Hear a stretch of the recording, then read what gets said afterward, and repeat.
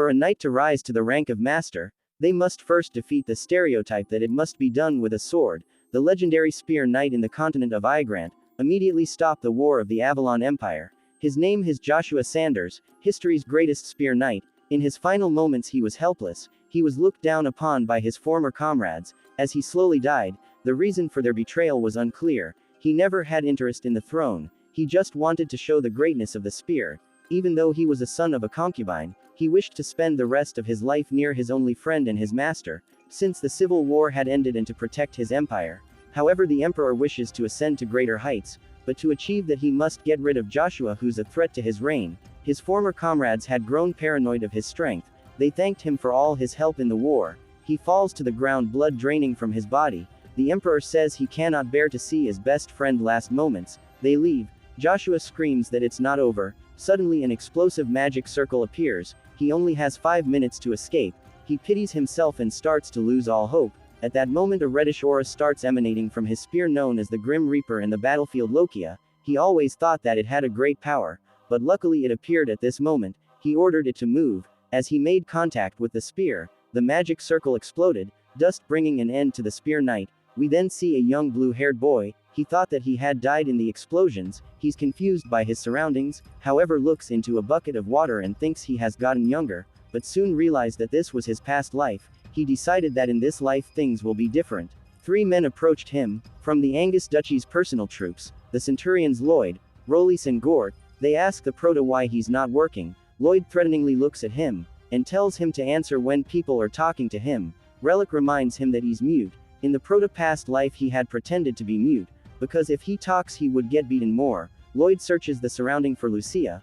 While calling her name, Relic tells him to be quiet. It would be dangerous if the Duke heard. Lucia is the Proto's mother, and is the exclusive maid of the Angus Duchy. She was forcibly held by the Duke. This is well known among the personal troops. However, they bully him with intense venom, receiving pleasure from humiliating someone of noble blood, especially these 3 who the Proto had promised to get his revenge against. The 3 mock his mother. They believe they can say anything because they have backing from the Duchess, who said they can kill Lucia and the Proto, and she will take responsibility as long as no one finds out. They decide to play with the Proto, since his mother is not there. Filled with anger, the Proto has no intention of letting them go. An orange aura starts emitting from his hand. A mana technique that he learned from the ancient ruins reaches its peak very quickly. However, it is not done in normal means by accumulating mana inside the mana hole under the abdomen, but by using the mana that is scattered in the surroundings. Instead of just gathering mana in the mana hole, it is gathered throughout the entire body. With his technique, he was able to achieve great heights that would have taken others years. Gord walks towards the Proto, ready to beat him up. He's upset because the girl of his dreams rejected him. He loosens his muscles, seeing the Proto's intense focus. They thought he fainted standing up. He opens his eyes and startled Gard. He attacked the Proto, but he counters with a punch that made him fall to the ground. His friends are shocked. Just then the Proto felt something under his abdomen that was not there before he returned. Lloyd unsheathed his sword and walked towards the Proto. He knows the dangers are fighting someone like Lloyd in such a young body, but if he can knock him out, there a chance that Relic will retreat. Since he was the most cautious of the knights, Lloyd swung the sword at his head, but he ducked and countered with a punch to the face. He's knocked out with a bloody nose. Relic is surprised that he was hiding his power.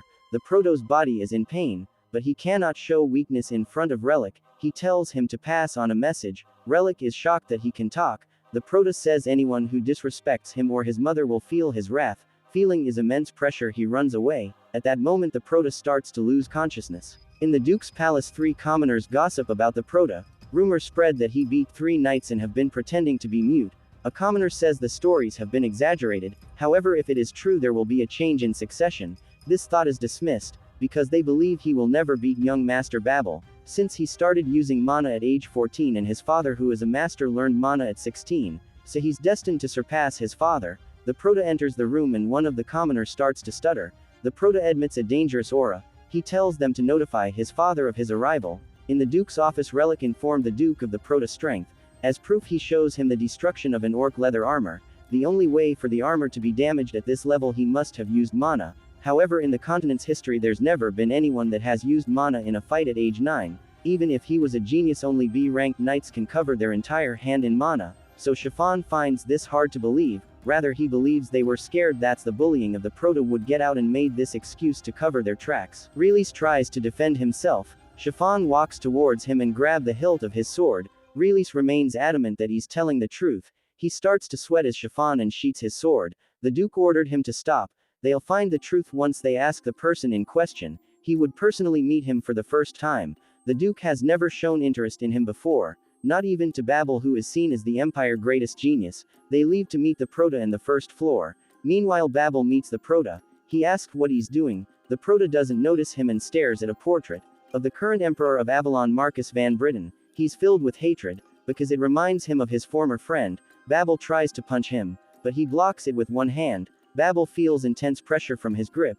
He's about to use mana, but is interrupted by his father. He asks what they're doing. Babel bows and says they were exchanging greetings. The Proto nods in affirmation. Chiffon is upset by his lack of courtesy and tells him to greet the Duke properly. The Duke stops him and says his eyes are full of spite. The Proto is merely angered by the portrait. However, the Duke does not show mercy to those who show hostility, even if it is his own child. He orders the Proto to come closer. If he has calmed down, he will personally check for mana. Babel is angered that bastard stable boy can use mana. The Duke grabbed his hand and was utterly stunned. There's nothing. Babel grins triumphantly. Chiffon says there shouldn't be any from the start. He was not talking about the mana hole, where mana is stored. If you are human, there should be at least some mana within the body. Even monsters have mana. However, the Proto has no mana, just like the undead that strive in demonic power. Chiffon says he might have been born naturally that way. He's heard stories of it from children. Rather than naturally, there was a strange sticky substance that gave off bad energy in the place of the mana hole. He decided that he would watch over the Proto. Chiffon ruins the moment by stating that if the Proto has mana deficiency, then the rumors were false, and the Centurions should be punished. The Duke says that the Centurions are important assets and they should not be punished for information that are not complete yet. The Proto will be staying in the castle for a while. Babel objects, but the Duke stops him in his tracks. He ordered Chiffon to teach basic knight skills to the Proto. If he showed talent, he should learn the Crimson Knight method for using mana. Chiffon says he doesn't have mana. The Duke says there's plenty of time and it would be better if it's not natural mana. He leaves and tells the Proto he looks forward to his return from Acadie. Chiffon escorts him to his new room. His behavior changed when he wasn't around the Duke. He wondered if the rumors are true that he cannot talk. He leaves and the Proto collapses on the bed. He thinks it's dangerous for the Duke to know something he does not. However, there's no point in worrying about it now. He needs to regain his original strength. To achieve that, later that night, he trained his mana endurance. He might regain his power quicker than anticipated. Suddenly he feels a pain below his abdomen. It's as if holy and demonic energy are fusing in the mana hole. However, these two forces are being restrained by Lugia. Two guards approach after hearing a sound. They look around the corner and see nothing. The Proto runs away. He's decided to find Lugia in order to make these three powers his own. In a barn, someone is screaming. The Proto's mother is being attacked by the three Centurion from before. Gord approaches while unsheathing his sword. She bites Lloyd's arm. He slaps her, then she knocks her head, falling unconscious. Gord tells him to hold her tight. Relic tries to convince them to stop. They called him a coward and says he can leave if he wants. Gord prepares to strike at her neck. Suddenly the Proto appears. They taunt him. Release tries to convince him to stop. He is no longer the kid they used to know. He tells them they aren't getting out alive. His mother slowly opens one of her eyes. Relic wants to run away, but they don't listen. They approach the Proto with killing intent. The Proto says he should reveal himself. They say he's talking nonsense. When someone responds, "How did you sense my presence?" He is a member of the Crimson Knights named Kane. Centurion salute a member of the Crimson Knight. The Proto says to him, "A soldier tried to bring harm to a member of the Duke's house. In accordance with the military law, how is this dealt with?" He responds, "Immediate punishment." With great speed he sliced Lloyd. Gord tries to retaliate, but Kane stops the attack. Gord begs him to stop. Without hesitation he cuts him down. Relic begs for forgiveness. As Kane was about to take his head, the Proto ordered him to stop. He halted his attack at his throat. The Proto walks towards Kane and asks, "Who is your master?" He responded, "The Duke." The Proto says, "So what am I?" Kane noticed he had a fierce gaze and intense pressure.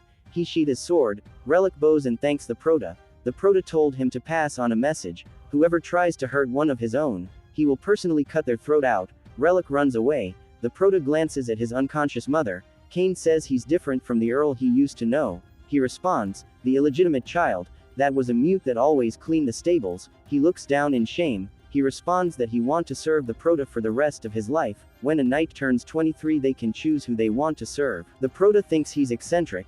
The Proto mother woke up and they hug each other. He's thankful for the chance he has been given to redo his past. He won't make the same mistakes twice. Meanwhile at the Duke's manor, Count Rebrecca has made a visit. However, he did not come alone. He brought his daughter Iselin. Count Rebrecca is of someone of lower status to the Duke. However, his influence in society has made him into someone that cannot be easily overlooked. His daughter Iselin Jin Rebecca is a magical genius alongside Babel. She has entered class 2 at 9 years old. She had been gifted the blessing of mana that allowed her to use it without practice. Babel's coming of age ceremony will begin in a few years, so he is an edge to get them engaged. But Babel has Lady Charlie. The 5 duchies of the Avalon empires hold influence in their own way. Lady Charlie is a daughter as a Fount family who have become duchess with their wealth alone, so it's better to choose Lady Charlie. When considering the duchy, the Duke asked for the Prota. He's decided to give Iselin to him. Chiffon is taking aback to give the talented Iselin who has been blessed with mana, to the Prota has been cursed with mana.